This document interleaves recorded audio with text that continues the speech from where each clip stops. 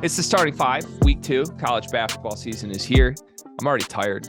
It's a long week 1. A lot of good things, a lot of bad things happened, but we're here. We're pushing forward, and it's a big week. Champions Classic is this week. I'm going to be on site for that. I can't wait. A lot of better games. I feel like week 1 was some ugly basketball across the country, my friend. So how you doing? I'm doing pretty good. And you know what, Gregory? I could say that, it'll get better. You'll probably feel more rested, but you're probably not. There's a lot more hoop to come, and, we're just got to figure it out. So make sure you got a fresh DC on hand at all times or a nice iced coffee. I'm not sure what your caffeine addiction is nowadays. I feel like you change up every couple months. This is true. I'm just off iced water this morning in the Okay. Stanley, Okay. Wow. Natural beast. We're going for it. All right, let's jump right in. Michigan almost lost to Bates Fundamentals, aka Eastern Michigan. 88-83 was the final score of that game. I kept doubling down and tripling down on Michigan first half money line in that game. And then I kept doubling and tripling down on Michigan money line to make the money back in the second half. Thank God they won. This is the actual game, because otherwise you would not be seeing me on your screen right now. This was a very concerning game in a lot of ways, and I'm very excited to get into it. Obviously, it was the Emoni Bates revenge game. Emoni pretty openly wanted to come to Michigan in the offseason. I believe that Juwan Howard essentially vetted him for 2 weeks in the offseason and wasn't sure if he was going to take him or not. Ultimately came to the conclusion he would not take Emoni Bates, probably due to just his personality. And then a month later, Emoni was arrested on gun charges. And then 2 months later, Emoni's giving you 30 on your head and igniting an electric crowd at Little Caesars Arena and almost beating you single-handedly. So fascinating development for the Emoni Bates saga. I love it because I'm rooting for the kid. Bias aside, I'm a Michigan fan, but bias aside, that was one of the more fun things to watch that I've seen in college basketball in a very long time. What was your take both on Emoni and then on Michigan in result of this game? Well, I was kind of on the side with you. Is I was just happy to see Emoni out there actually playing well for everyone that kind of got out of his corner and, took the chance to shit on him when he was down. I was pulling for him to kind of do something like this and have a performance like this. And that's the type of talent he is. So we're not completely surprised. On to Michigan, though. A couple problems I see. One, Terrence Williams cannot be the second best player on a good basketball team. That's number one for me. Number two, I don't know if you guys can check anybody or if you want to check anybody, because it seemed like Emoni and Farrakhan, those guys were able to get exact, whatever they wanted. And three, Hunter Dickinson is Hunter Dickinson. That's a bad man. That's a very bad man. He's still Hunter Dickinson, right? Like Yeah. he Yeah, is like that. Like at the end of the day, like I forgot who the actual was on the play-by-play call, but they're like, oh man, Hunter's kind of been walking through this or going through the motions in this game at some points, and then you look up and he's got 30. Yeah, he's very good, right? We knew that. This is no breaking news. Breaking news, Hunter Dickinson's really good. But in the offseason, we kind of said, like, no matter what happens, no matter how disastrous this team is, they have a high floor because they have Hunter Dickinson. And that played out exactly to a T in this game. Like, everybody was horrible except Terrence Williams. I'll push back on you a little bit. I think you're right about he can't be the second best player on a good team. Like, that needs to be Jett Howard most nights, or occasionally maybe Kobe Buffkin, or the disaster point guard. We'll get to that. But yeah, I mean, Terrence 18 and 11. And if he doesn't play well in this game, they lose the game. He shot 3 for 7 from 3. So, like, I will point at him and be like, it's not good that he's the second best player in a game like this, but he's capable, more than capable, of having a game like that can step up. And he did that in the NCAA tournament last year too. So I don't have problems with Terrence right now. Hunter's interesting to me. I think he played great. Obviously, I do agree with the announcer. He was floating a little bit early. He was also on the bench for 8 consecutive minutes in the first half and then played the whole second half, which is just a little odd. They have to figure out the bench stuff. But Hunter's not shooting threes this year is one of the more fascinating things. And I think, last year it was a big, he wants to show off for the NBA type storyline, and he was stepping out more. But also that team needed him to step out more. Like, when he was on the floor with Moussa Diabate, you were going to pop Hunter and roll Moussa. And now we've got shooting, quote unquote, shooting around him. It doesn't seem like Hunter's interested in doing anything, but just going and trying to get his points at the rim, which I think bodes well for this team. 31.7 rebounds, but you're right. They look like a really bad Iowa team. Like, they don't want to check. They can't check. And they need Hunter to just be the national player of the year every game to be relevant. And maybe he can do that. Like, if Hunter plays how he did in this game consistently, he's a consensus first team All-American. But I'm missing the dudes around him that like where's Jordan Bohannon, who can just light you up and get 25 in the backcourt? Where's the guys that are just dead eye 45% shooters from three? Jet Howard is one, but beyond that, this Michigan roster is pretty ugly. The bench is non-existent. And I love Doug McDaniel, who led this team in assists again in 14 minutes, but everybody on the bench is a disaster right now, including Doug McDaniel. I was gonna say Doug also missed about 7 layups. Well, Doug just makes everything harder than it needs to be. And I think like the weird thing is I trust Doug's IQ basketball wise. So I think he's just a little, sped up in his first week of college basketball. If this is still happening a month from now, I'll be concerned. But he's making shit happen, and he's making really good reads. He just needs to make the easy play. And then I think he's pretty quickly into like 20, 25 minutes a game.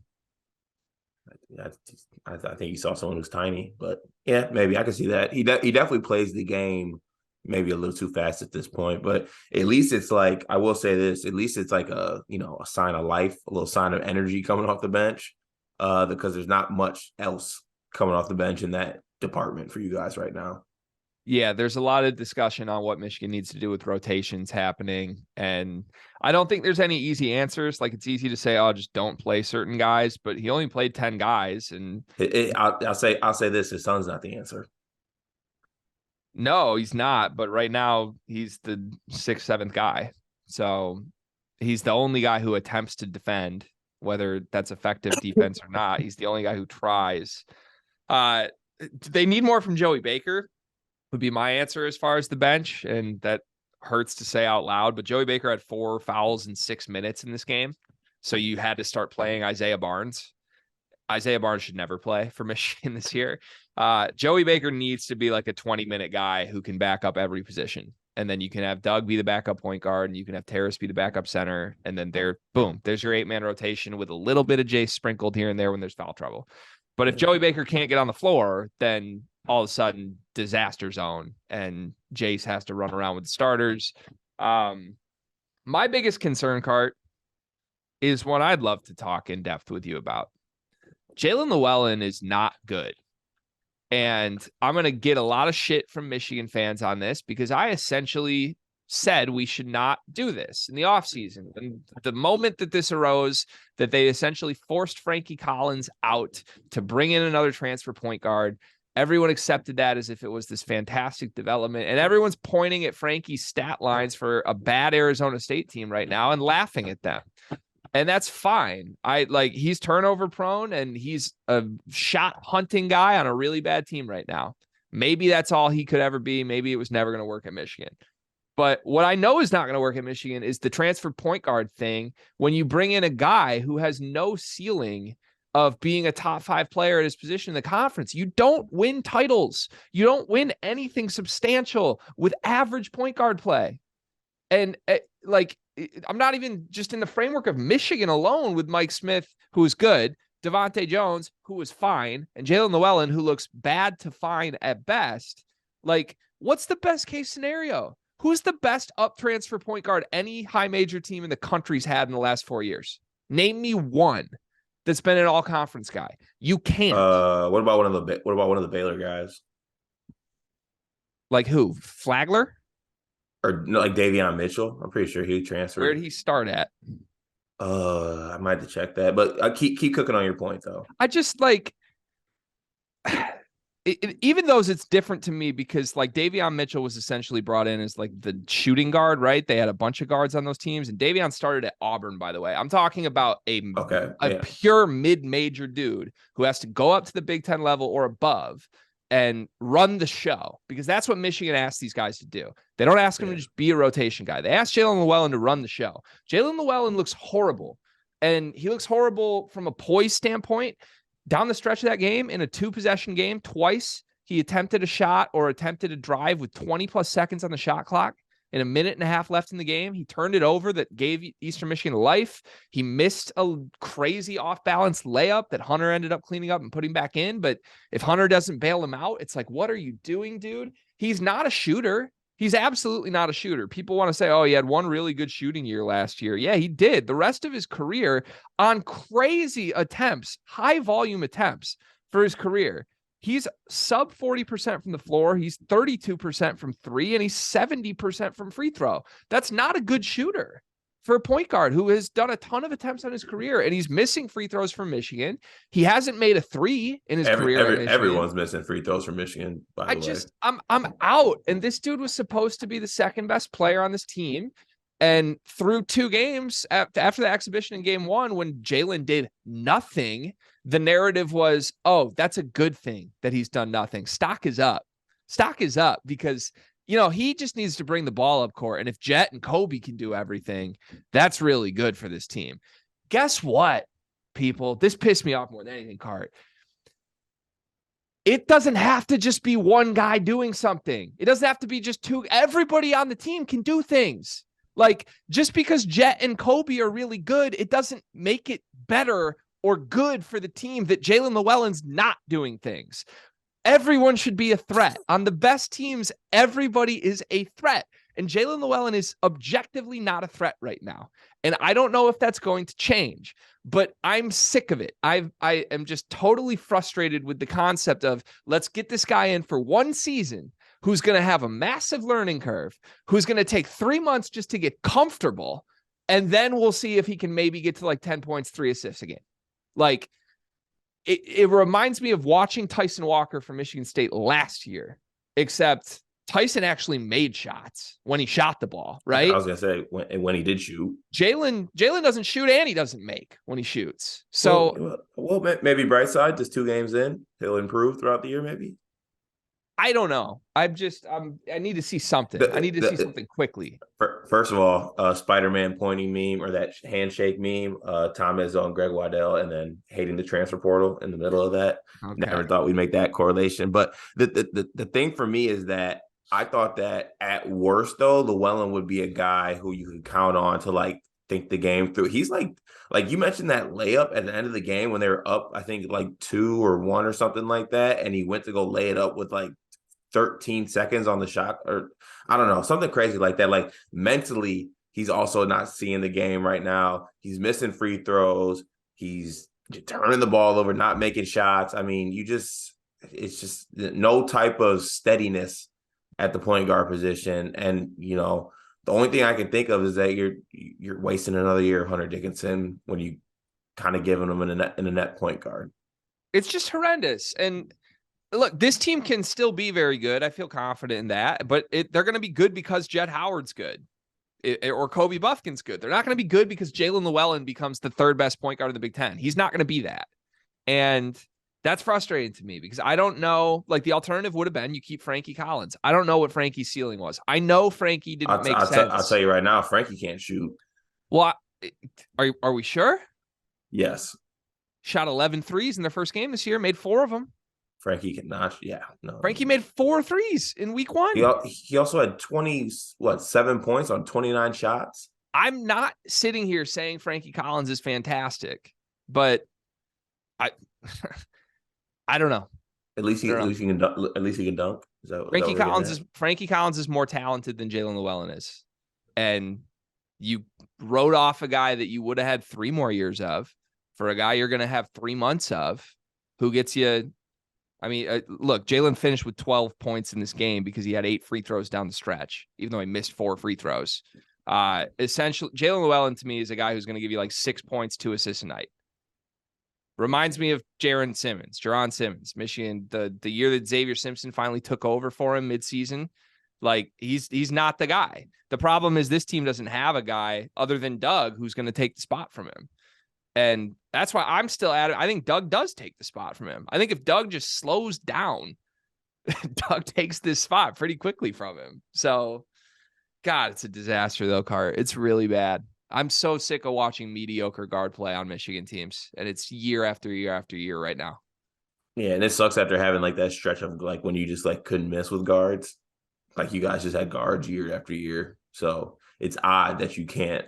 I don't know. It's odd that Juwan can't get a point guard on that team. That's not out of the transfer portal.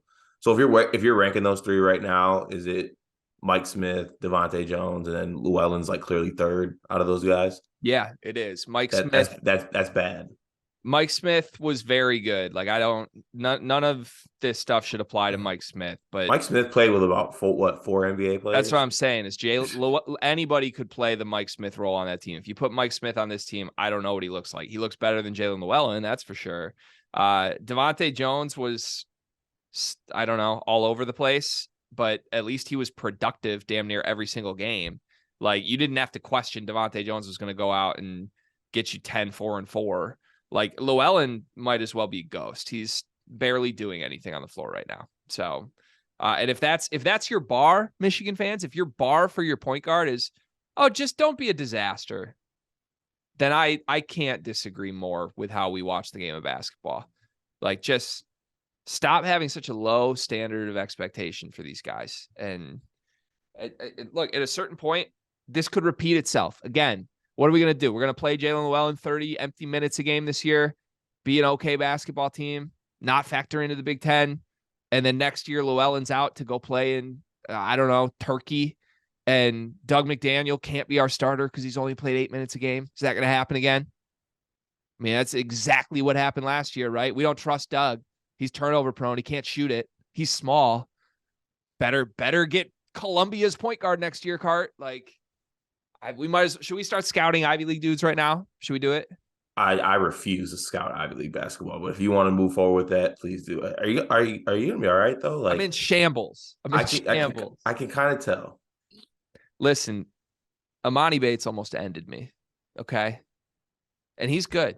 Respect to Emoni. Emoni's good. Emoni could have been in a Michigan uniform, Cart. I mean, probably would have been nice. Actually, but okay. Would Emoni fit with that team?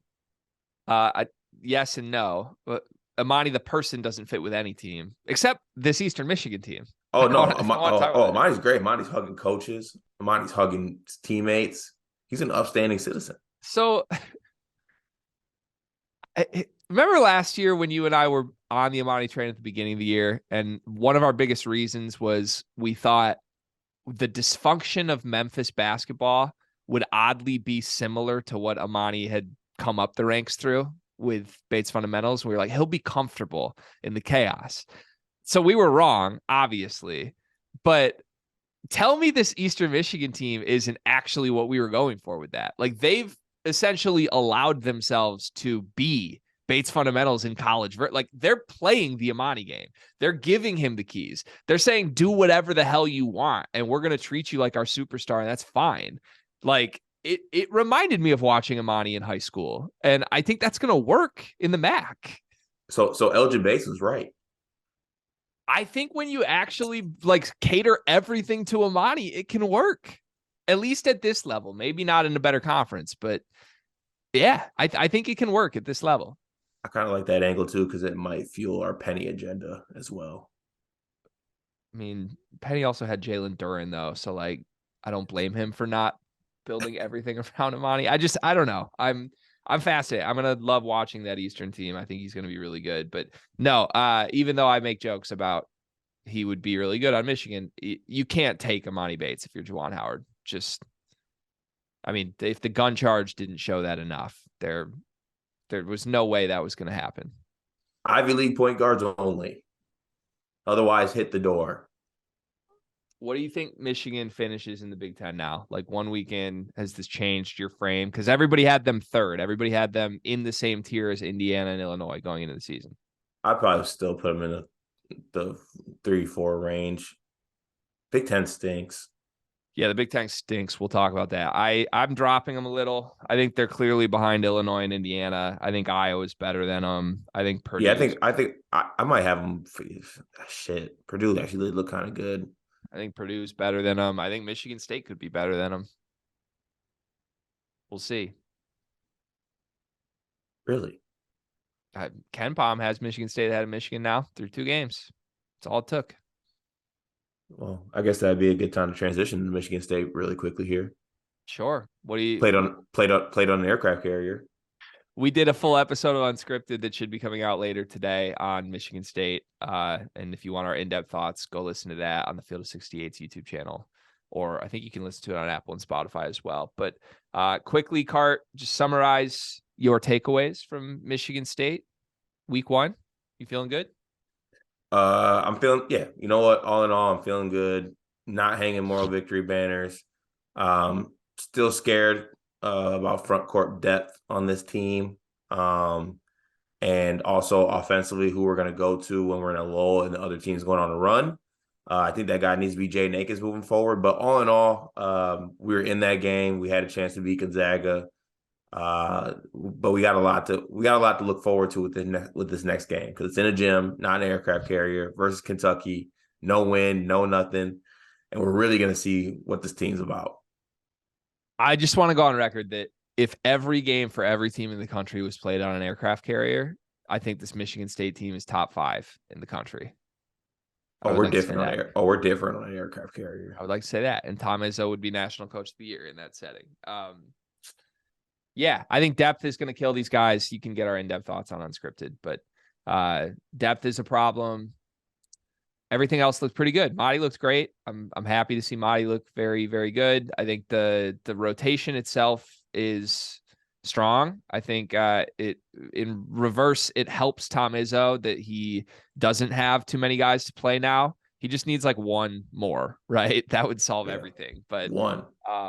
Yeah, I think like there's no minutes issues. All the good players are going to play 28, 30 minutes on this team, which is awesome.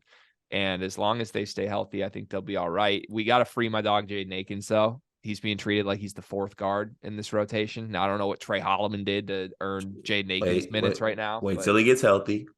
Well, again, I don't know what Trey Holloman did to earn Jaden Akins minutes right now, but free my dog. Other than that, I'm pretty happy with where things are at. Joey Hauser's got to make some shots. We talked about that. I'm sure Michigan State fans will enjoy hearing us say that. Yeah, talked a little Jackson Kohler, but real in-depth thoughts over on Field 68 Unscripted, which will be dropping this week. So go over and check that out for the long-winded form. All right, let's go Champions Classic next. Michigan State is in that. I'll be there. We'll be doing live shows with the Field of 68. I believe we're doing one from the court at the end of the game, and then we're at a bar called the Tap in the afternoon.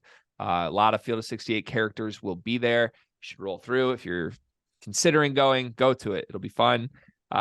Anyways, Michigan State plays Kentucky, Oscar Tshiebwe, and then we obviously have Kansas Duke as well. Want to do quick predictions for the Champions Classic? Yeah, I think I'm going to get Kentucky to win that game by double digits. I think somewhere in that 12 to 14 point win range. I think this Kentucky team is actually better than I thought. CJ Frederick is back and looks healthy. Reeves is a guy. Cason Wallace is good. Oscar Tshiebwe, Severe Wheeler's steady. Jacob Toppin's looking better. I really like this Kentucky basketball team. So I see them being pretty comfortable and winning this basketball game, unfortunately. I think this is a big Tshiebwe game. Like, I think he might get 25 rebounds and get foul trouble on Emoni'd will have 2 fouls by the first media timeout. I can promise you that. Yeah, I'm a little worried about it. I don't think I'm as in on this Kentucky team as you are, or as a lot of people are. I'm just skeptical of when Cal doesn't have the best freshman in a year, how good are his teams? And I think the answer is typically not that good. And Cason Wallace is very good, but to me, he's really the only really good freshman on this team. Maybe that's a good thing. Maybe like having some returning guys is actually a benefit for him. Obviously, when you have Tshiebwe, you have a National Player of the Year caliber player. I'm not a Severe Wheeler guy. I think he is turnover prone. I don't know. I think he's turnover prone. I think he can lose them games time to time. So I don't know. They're good. The question is just how good. Like, do I think they're a national championship contender? No, I don't. I think they're the better team in this game. I think Kentucky should win, but with the way Michigan State played against Gonzaga, nothing would surprise me. I think they're going to at least make their presence felt and play the way they want to play in this game. And I don't know. Kentucky to me doesn't have, like, in the past in this matchup, we've seen like Tyrese Maxey go off, right? Who's the guy? Who on, is it just Shibwe? Because I don't think there's a guard that's getting 30 for Kentucky. Antonio Reeves. I don't think there's a guard for Kentucky that's getting 30 in this game. I think Reeves could be that guy. Really? Okay. Yeah. I think he's tough. But honestly, the team I'm most interested in, and know this has nothing to do with anything else, is at Kansas actually versus a good basketball team. Because in the Kansas basketball games I've watched, those guys have looked good. The center spot is still a big issue for them. KJ Adams is not a guy. He's not that guy. So they're definitely lighting the ass down low. But Jalen Wilson actually might be a guy. Grady Dick looks good. I mean, Dwan Harris is steady. I mean, I don't know. I'm interested to see Kansas versus a good basketball team. Yeah, I'm right there with you. I'll eat my words on Kansas in a variety of ways, but Grady Dick's really good. He might be the first option on a really good team. Jalen Wilson looks like right now he can be the first option on a good team. So those were our two biggest gripes. Still want to see more from center and point guard. Still want to see what this team looks like when Bill Self is back. Obviously, Bill Self's a great coach, but are they really going to do the small ball thing when Bill Self is back is the big question I have. So I'd like to see that game. I think Duke wins that game, but I think it's close. Duke's beat up though, aren't they? They are beat up. Lively was back last game though. Filipowski looks pretty damn good. Jeremy Roach looks good. He's still Jeremy Roach, but he looks good. You made a face there. Just a matchup of players that go on my all. They're not what you think they are. They stink team. Okay. Point guard Jeremy Roach and small forward Jalen Wilson. I'm gonna move us along here okay. before we get canceled again. Illinois. I want your thoughts on Illinois through two games. They're 2-0. They've won comfortably both games. They have a lot of good and I think a lot of unknowns still. What do you make of them? Yeah, that's my main takeaway. It's just like, I don't know. I find myself a little bit confused watching them to this point. I think that they have some guys, of course, that we talked about that extensively through the offseason, but it doesn't, I don't know. It's just, they're not clicking for me right now. Coleman Hawkins has looked very good though, doing a little bit of everything, but I don't know. The team just seems like they haven't necessarily clicked to me yet. And I mean, that might take time. Obviously, I think Underwood's the type of coach that will be able to right the ship and kind of get roles nailed down by a certain point. But I don't know. Right now, it just seems like a team that's a little discombobulated, but not in like their broken way, just a little off. Yeah, Daddy Brad, if there's one guy in the Big Ten who's going to figure his team out over the course of a season, it's him. We saw it last year when, going into the year, it was the Andre Curbelo show. And then a month in, it was, oh my God, this isn't working. And then 2 months in, it was, oh, we figured it out. We'll just bench him. And everything worked from there. I think this team's going to have to go through something similar, Cart. And tell me if I'm crazy on this or not. But I don't think the positionless basketball thing is the move. I don't think it's working for this team right now. Like, I think on paper going into the offseason, it was great to make headlines and say, oh, Kofi's gone. We're playing positionless basketball. But Dane Dainja is one of the best 5 players on this team, right? Like, Dane Dainja at center would be a big boost for this team. And I don't think he should come off the bench just because you want to play quote unquote positionless basketball. He's averaging 18 and a half and 12 and a half in 2 games of roughly 20 minutes ish off the bench.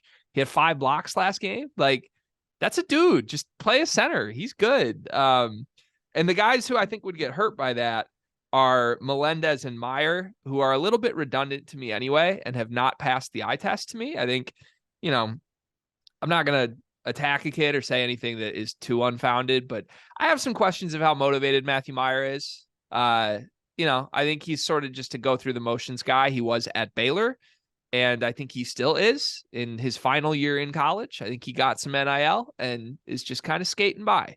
And I think Melendez, you would hope, takes his spot, but he hasn't looked great. And some of that's just the shot not going in. But he was a great shooter last year on a very small sample size. So I think the questions with his shot are very real. But to me, like, I like Sky. I like Coleman. I like Terrence Shannon a lot. And I think if you got Dane Dainja in there, maybe with Ty Rodgers as the fifth guy. Hey, I love Ty Rodgers too. I think that's a better team than what they're trying to do with the positionless stuff. Is that five? Danger, Rodgers, and the big three. But I think the thing with the positionless basketball is it just gives them another option where they didn't have really the positionless option last year with Kofi. Like maybe the positionless lineup is something that'll work out more come March, but they also have the flexibility to use a guy like Danger in like Big Ten play, if that makes sense. I think they should just start using him. Like, don't let the big man die. Like, are we just rebranding Michigan State basketball as positionless basketball this year because they don't have a good center? Except they have Madi now. But like, whenever Madi's not on the floor, is it positionless basketball? Like, no, it's not. Just play your good players. Dane looks like one of the best 5 players on this team. I think we might see that. I think we might see that from Underwood. Is my point. I think I don't think playing 5 guys who are all forwards is the move. We'll see, but that's where I'm at. Good team. Still very much in the Big Ten factor. Do you agree with that? Yeah, but I still think I'm putting other teams above them currently at this point. Okay. Indiana? I might put Iowa above them too. Ooh. Okay. I like Iowa. They've been very good. I do.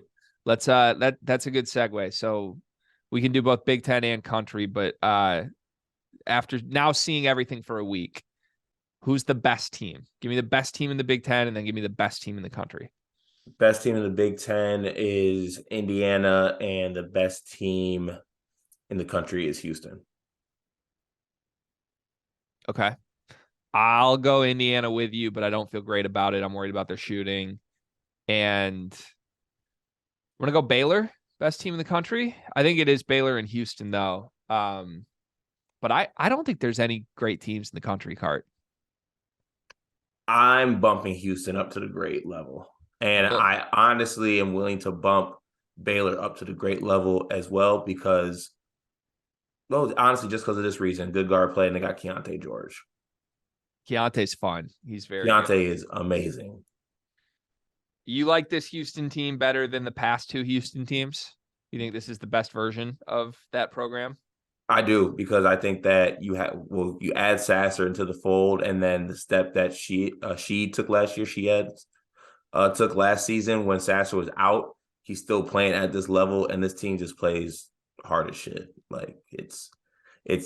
I think they had the formula these past couple years, or at least last year. I think they had it for sure. And then you put a guy like Sasser into the fold, being that guard that can carry you. Like that's what you need in the tournament. Like this, I think they're perfectly constructed to win it all this year. And the Final Four is in Houston. Like that's fun. Yeah, you can't write it any better. I think they have a big, like a very talented big for the first time in Jarace Walker. Yes, that feels like the difference to me. I think this Houston team is essentially just more of the same from really good Houston teams, but like in the past 2-3 years, Houston has been anywhere from the 5th best to the 3rd best team in the country. And that's why I'm a little more like, is there a great team this year? I think they're just the same, very good basketball team. But like, if that's the clear best team in the country might be in trouble a little bit. No coincidence to me that Baylor and Houston are the best 2, though, based on their guards. What did we say in the Michigan section? Get guards who do things. Both these teams have 3 of those. No other team in the country does. Like, what about North Carolina, Greg? Carolina's really bad. And I can't believe I tricked myself into thinking this team wouldn't be really bad, but they're really bad. Like, no shit. A team with Caleb Love is a disaster. Really? Like, and that's the beauty of Caleb Love. He can go on a 5-game run. He can do that. But let's evaluate North Carolina based on the entirety of what we saw last season, not the 5 games that he played well. It's crazy to me. Yeah, I mean, I don't want to say the country stinks because I do think that I would say Houston, like I said, Houston and Baylor on that elite level for me in the country above everybody else. But going down the list, I mean, we Gonzaga, number 2 team in the country. I just, I don't see it. Yeah, I think every single team is a weaker version of what they normally are, from the Blue Bloods at least. Like, I think Duke's not normal Duke. Kansas is not normal Kansas. Kentucky, we don't know yet. Gonzaga is not the Gonzaga they were the last 2 years. Carolina is very overrated. Like Villanova's down. I don't know. It's still college basketball. I love it. I don't think there's going to be an elite team this year though, which makes for a wide open March. Could be very fun. But that's sort of my agenda right now is there anybody good?